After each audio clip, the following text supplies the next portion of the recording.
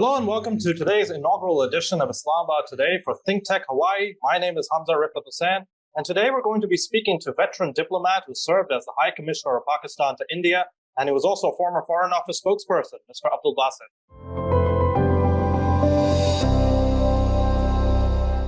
Mr. Abdul Basit, thank you so much for joining me on the show. Thank you very much for having me, sir. Pleasure is all mine. Wonderful. So let's start with the basic question, which is haunting American policymakers in Washington and elsewhere. Can Pakistan and India actually achieve sustainable peace? Oh, they can if there is a mutual desire. It takes two to tango. But what we have seen in the past, that the two countries have been taking one step forward, then two steps back. Then we get into a deadlock. And then all our energies, time is consumed to break that impasse. So we are moving from a stalemate to a stalemate. How to achieve a sustainable peace, that is a challenge, I think, for both the countries. And for that, in view of my own experience dealing with India and being in the foreign, having worked in the foreign service for about 36 years, I have come to the conclusion that unless the two countries are able to resolve the long-standing Jammu and Kashmir dispute, there is simply no possibility that the two countries can ever normalize their relationship. It is as simple as that. Now, after 5th August 2019, the situation has become more complicated because of India's unilateral actions. So I do not see any bilateral space left between the two countries to push the relationship forward. And that is a dilemma for the two countries and for the rest of the world, I would say, as a matter of fact. Right. So you were the former Foreign Office spokesperson, and we just had a press release from the Foreign Office just yesterday where it stated that Mr. Satyapal Malik, he made revelations regarding the Pulwama attack in 2019. He said it was orchestrated by the Narendra Modi government in New Delhi to try and malign Pakistan and use it as a justification to try and carry out attacks upon Pakistani territory. So do you think disinformation between both countries is a huge problem to try and eradicate for the two countries to actually come together? Yeah, I mean, these things do vitiate the atmosphere and do complicate matters between the two countries. There is no doubt about that. But as far as the revelations by a former governor of the occupied Jammu and Kashmir, it is very clear that India has been using or trying to build its narrative primarily on 2 points. One is that Pakistan is involved in quote-unquote cross-border terrorism. And secondly, the Jammu and Kashmir struggle is nothing but terrorism. So it wants to has started. It's going on for decades now, this vilification campaign against Pakistan as well as against Kashmir. But this is not the first time. The fact of the matter is that whenever a violent or a terror action happened in India, we always offered to India to have either a bilateral investigation under the joint anti-terrorism mechanism, which was established back in 2006, or we even offered international investigations into all these, actions or violent, or whatever you call it. But India has always been very reluctant. It has always been reluctant to either invoke the bilateral mechanism or accept Pakistan's proposal to have international investigations into these incidents. So it is very clear that India uses these incidents to further malign Pakistan and also malign the legitimate Kashmiri struggle. I would highly recommend to your viewers to go through a book which was written by Elias Davidson, The Betrayal of India, as to how India uses these violent activities to promote its anti-Pakistan, anti-Kashmir narrative. And these are all, in our view now, in retrospect, if you see, these all appear to be false flag operations, frankly speaking. And this is really, and these are done for domestic electoral gains. And this is really an irony, in my view, that the two countries have so much potential to achieve, but because of their seemingly, perpetual hostility, we are going nowhere, unfortunately. Right. On that point about potential, that's something that American policymakers also look forward to. They talk a lot about potential. They talk a lot about trading ties blossoming, and even something like cricket diplomacy, trying to diffuse the crisis to a large extent. But when we talk about dialogue in general, it's almost as if dialogues on all different forums, barring maybe one odd meeting on the sidelines of the SCO or maybe the United Nations, we don't really see any sort of high-level dialogue to try and diffuse the crisis. Do you attribute that towards Pakistan's indifference, or is it because of Indian arrogance? No, I think it's more about India's hubris vis-a-vis Pakistan and towards its smaller neighbors. India now considers itself in a different league, and it perhaps, in their own thinking, they believe that they can make Pakistan irrelevant when it comes to our bilateral issues and disputes with them, particularly the Jammu and Kashmir dispute. We are in a cul-de-sac. There is no question about that. And after 5th August 2019, as I said earlier, we are in a situation where there is barely any bilateral space left. Because, when you talk to the Indians, they would still insist that let's, start taking small baby steps. And then when the environment is conducive, we can then talk about difficult issues. I think it is more of the same, because Pakistan and India have been doing this for decades. We have had several confidence building measures in place. But the question is that since the two countries signed a similar agreement in 1972, since then, India has been insisting that Pakistan and India should be resolving the Jammu and Kashmir dispute bilaterally. Now, if you look back, 50 years have elapsed. Bilateralism has not been able to resolve the core dispute between the two countries. Even the other issues, which we used to call low-hanging fruits, like Sir Creek, Siachen, and so on and so forth. So we always come back to square one, and this is a vicious cycle we are moving around. And I think since the U.S. is evolving or developing its strategic partnership with India, we also have a kind of a good relationship with the U.S. I think it is incumbent upon a country like the U.S. to play some positive role in pushing the two countries toward resolving their dispute. I mean, talks for the sake of talks would take us nowhere. We have been doing that for years. And I have experienced myself that even small things become big issues. In my own view, America does have a role to play. Whether it is interested or not, that is a different thing because of its own global, interests, because they would like to counterpoise India vis-a-vis China. They have other regional problems. So, prospects are rather dim. Prospects are rather bleak when it comes to Pakistan, resolving Pakistan-India problems. Okay, so you spoke about America potentially playing a role of a mediator, or maybe trying to make sure that they could play a third-party sort of role to try and resolve the entire crisis. What about international mediation? What about the United Nations trying to come in, having a Security Council session? Because we've actually gone through many reports from Amnesty International and Human Rights Watch, which are documenting egregious human rights violations in Kashmir. So do you think that the international community also has a huge role to play in diffusing the crisis? India has been, let's be honest, India has been averse to any third-party mediation. They have been insisting that it is between Pakistan and India. It's a bilateral issue. They do not even now acknowledge the 11 UN Security Council resolutions on Kashmir. The question is that India's position is inherently contradictory in my view.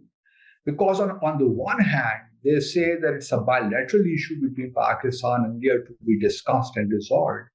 In the same breath, they claim that Kashmir is an integral part of India, and Pakistan does not have any locus standi whatsoever. So now, what to do about it? Either you say that there is no dispute, we can't discuss it, then what we have been doing the last 50 years, if you look at the composite dialogue and then the back channel diplomacy, and we have been discussing, trying to fiddle with, different formulae on Jammu and Kashmir. So, but now the Indian government's stance that it's an integral part, we cannot, Pakistan does not have any locus standi. These things, take us nowhere in my view. How to go about it? So India first needs to have real clarity as to whether or not it is willing to resolve the Jammu and Kashmir dispute. If it is not willing, then it will continue try to buy time. Would engage Pakistan in different confidence building measures, track to diplomacy, because it just consolidated its occupation in occupied Jammu and Kashmir. But now things have become very, very alarming, because it's not only about the presence of more than 800,000 security personnel, but they're also trying to change the demography of the occupied Jammu and Kashmir. And that is very, very alarming, because they want to reinvent the Jammu and Kashmir, it is occupied Jammu and Kashmir, and try to erase the Islamic roots of the region. And that is very, very, it is, I would say, genocidal in many, many views, against Geneva Convention, against UN Security Council resolutions, and even against a similar agreement which Pakistan and India signed. And then, I tell you the last thing, even this is against the very judgment of the Indian Supreme Court, which it gave on 4th April 2018, in which it clearly said that Article 370, the special status of the Jammu and Kashmir, can neither be changed nor amended. Right, absolutely. So before we take a short break, let me just brief you on the next segment of the show. We're going to be speaking about whether the nuclear-armed rivals or the arch-rivals within the subcontinent would actually engage in any sort of conventional warfare in the future. And my point of reference would be the 2019 Pulwama attack and the subsequent aerial combat that's going to take place. So we'll be right back after a short break. This is Islamabad Today on ThinkTech Hawaii. I am with a veteran diplomat, Mr. Abdul Basit, and we're discussing Pakistan-India peace prospect. We'll be right back after a short break. Stay tuned.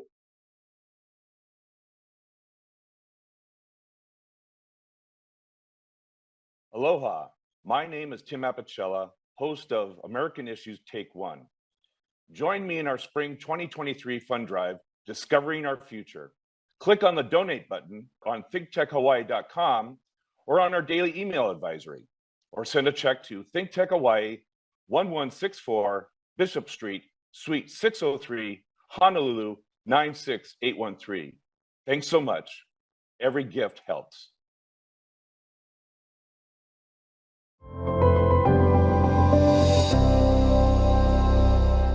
Welcome back. This is Islamabad Today on ThinkTech Hawaii. I'm your host, Hamzah Rifaat Hussain, and we're speaking about the subject, Pakistan and India's prospects for peace, with veteran diplomat who was the former High Commissioner of Pakistan to India, as well as a former Foreign Office spokesperson, Mr. Abdul Basit. Mr. Abdul Basit, thank you so much for joining us back into the show. Now let's talk about both the nuclear-armed rivals. We're talking about Pakistan and India. There's a lot of discourse in American policy circles regarding the prospect of a nuclear confrontation within South Asia, and that really alarms many policymakers in Washington, D.C. We saw in 2019 with the Pulwama attack, which actually took place, and the subsequent aerial combat, that we did have conventional warfare actually taking place, and it resulted in souring of ties. You could say a diplomatic victory for Pakistan, the way the prime minister of your country actually responded by returning the pilot. So do you think such conventional warfare or aerial combat is possible in the future? It is very much possible. I would not rule it out. The way India is behaving vis-a-vis Pakistan and vis-a-vis Kashmir, I can't rule it out, because they have been preparing their cold start doctrine for years now. Because the idea is to have some kind of a surgical strike I know, and complete it within 48, 72 hours and come back, and do not allow Pakistan to ratchet up the situation or escalate the situation. This is what their core doctrine is all about, which was slightly amended in May 2017, which became the Joint Armed Forces Doctrine, which clearly has taken India or would rather is a dangerous concept in view of the fact that it would engage both the countries or involve both the countries in an interminable arms race. So I do think that India is on a course which is not really good for peace and stability in this region. And then the way India is acquiring weapons from all over the world, including from the US. Obviously Pakistan cannot match missile because we do have limited constraints. But we would still try to keep our nuclear threshold as high as possible. We still would not like to get into an arms race with India. If I could just interject you here. So yes. When you talk about trying to offset India's conventional superiority, does that mean deploying tactical nuclear weapons on the ground? I mean, we have all-spectrum deterrence. And if push comes to shove, if Pakistan if faces an existential threat and we are left with no option, then obviously tactical nuclear, if our deterrence fails, then obviously you cannot rule it out because in a desperate situation, what else can you do? So I'm not ruling it out, but at the same time, Pakistan is a responsible country. We have shown it time and again. Pakistan would never like to use its nuclear weapons. But at the same time, we expect from the international community to play its role in bringing about peace in South Asia. And rather than encouraging, promoting arms race in the region, they should be playing a positive, constructive role in nudging the two countries towards finding solutions to their problems, particularly the Jammu and Kashmir, because that is the crux of the matter when it comes to between Pakistan and India. The rest is all peripheral in my view. Once this issue is resolved, all other issues would be settled on their own. It would not really take much time. Okay, when we talk about Jammu and Kashmir, and obviously Pakistan calls it Indian illegally occupied Jammu and Kashmir, India considers it to be a part of its territory. It's a highly sensitive matter, we all know that. But when we talk about Pakistan's push for having a UN-based plebiscite in Jammu and Kashmir, and to try and make sure that their aspirations of self-determination can actually be realized, what do you think has been the major roadblock for Pakistan when it comes to holding a plebiscite in the occupied valley, in your view? No, I think it is India's intransigence, it is India's arrogance, and then they backtrack, unfortunately, because they know that if a plebiscite is held, the people of the Jammu and Kashmir would overwhelmingly decide in favor of Pakistan. It is as simple as that. Okay. So they cannot really afford to have that's why they are bringing about demographic changes in the region. And they're trying to convert this Muslim majority area into a Muslim minority area, like, the rest of India. So this is what it is, unfortunately. But on the other hand, if you, talk to Indians or go through their media, watch their television, they would not get tired of telling us that the situation in in Azad Jammu and Kashmir is very bad. In Gilgit-Baltistan, people are sick and tired of Pakistan. They want independence. But when I tell, but Balochistan is a different case because Balochistan, we do not have any international. It's not occupied.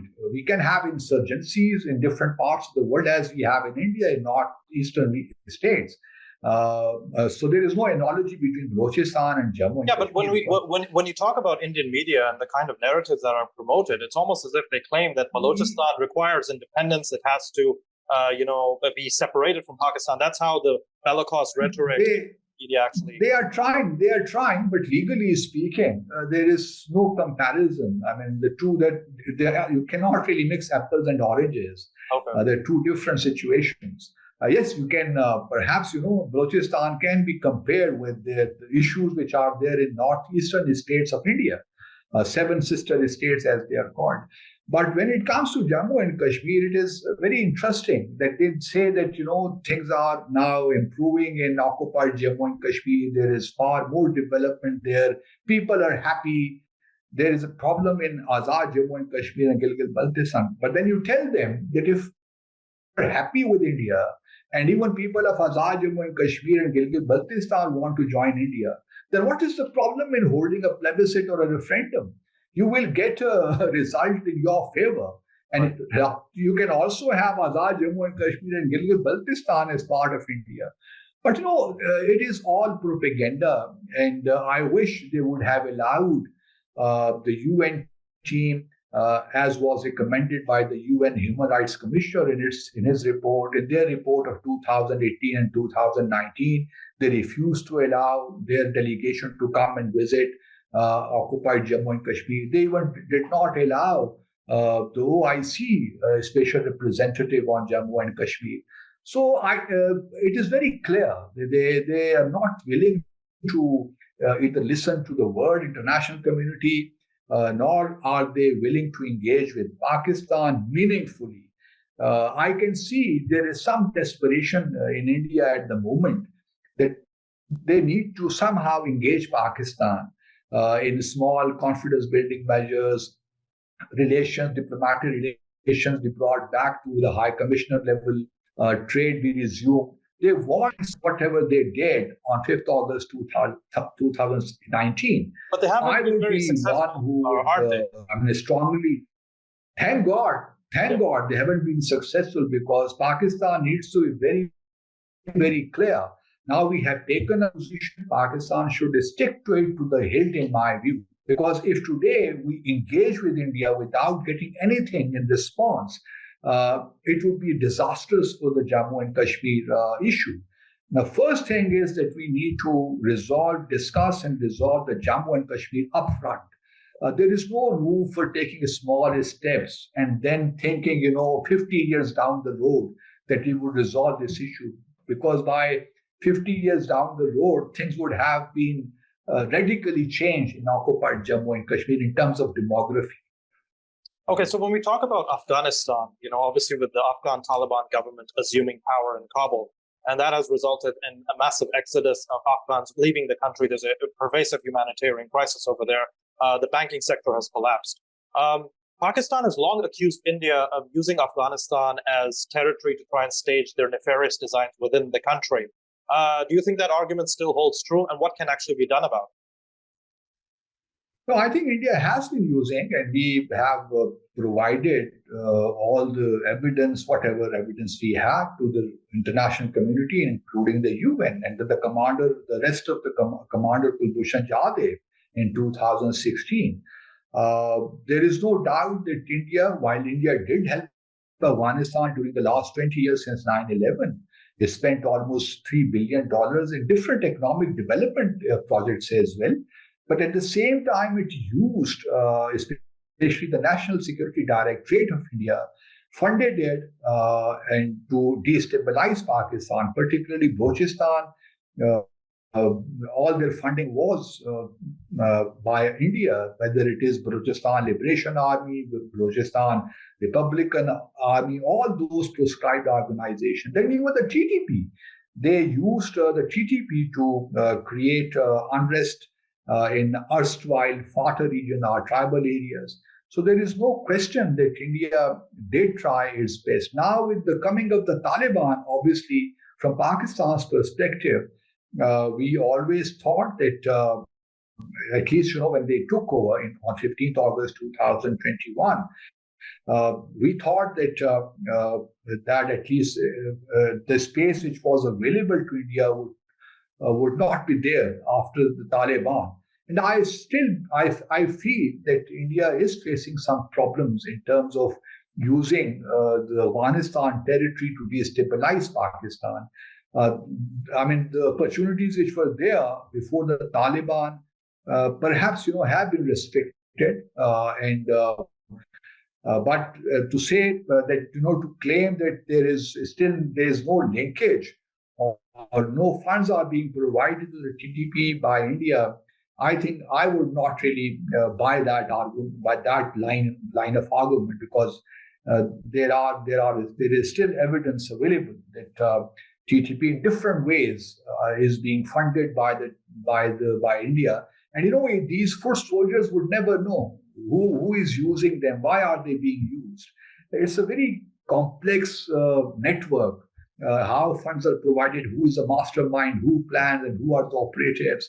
So it's a complex game which is being played out in our part of the world.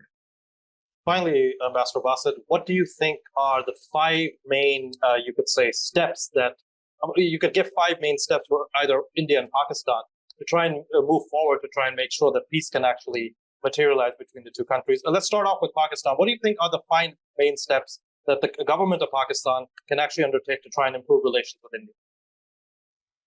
I think what Pakistan needs to do is that, first of all, it must stick to its principled position, at least, publicly, because when we show flexibility in the public domain without any reciprocity from the Indian side, then we further weaken our position on Kashmir. So my first would be that Pakistan should stick to its principled stance. Then Pakistan should be ready to engage with India, if not in a composite dialogue process. At least, we should reach out to the world in order to tell them that this is a serious issue, and we need a kind of a third party mediation. It may not be in the public domain. It can be behind the scenes, behind under wraps, till time it gets to deliver something concrete. So Pakistan needs to ramp up its diplomatic efforts, I think, on the in the international arena in order to build some pressure on India. Then, Pakistan should be willing. I can assure you that Pakistan does want to normalize its relations with India because it is in our interest, and we acknowledge that. There is no question that Pakistan would not like to do it. So the other important thing is that Pakistan needs to explore possibilities as to, while both Pakistan and India, we do have problems between our two countries, how we can restore or revive the SARC process, because that has literally become dormant for years. Redundant. Right. Yeah. So 2019, the summit was to be held in Pakistan, which couldn't be because of India's objection. So we need to see as to how we can build revive the SARC process. And obviously, India, within the SARC process, India wants land route access to Afghanistan. Pakistan can also think of that, provided India is serious about taking the bilateral matters further. So Pakistan, because there are two agreements being considered within the SARC framework, railways and motor vehicle agreements. So these are two agreements which Pakistan can approve, because Pakistan removes its demurral to these two agreements, things may improve. But this is what Pakistan can really do, because the onus is on India, as a matter of fact. In my view, after 5th August 2019, India would say that Pakistan should first complete or the trial which is going on for years now, the Mumbai attack trial. That is fine. I mean, India may keep insisting on that.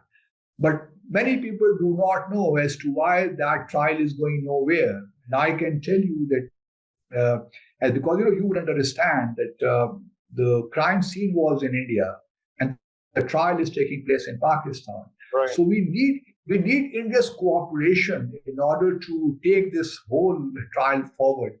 But unfortunately, India has not been cooperating with us. For example, deposition of 26 Indian witnesses are still pending, and they're not cooperating with us to bring those depositions to the court before the court in Pakistan. So there are technical issues, legal issues which are involved.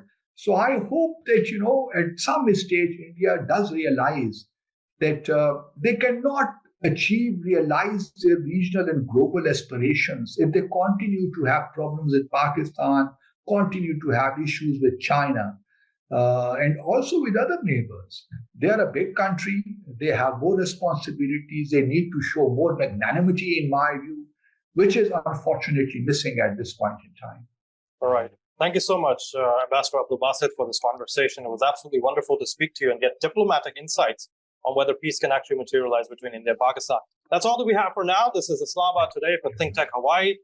This is Hamzah Rifaat Hussain, and I just had a veteran diplomat from Pakistan who was a Pakistani High Commissioner to India. And he spoke about what actually needs to be done as far as peace in the region can actually take place. And that was the crux of the argument that was discussed today. You can follow us on our social media pages, and you can also follow us on our website. That's it for me. Take care.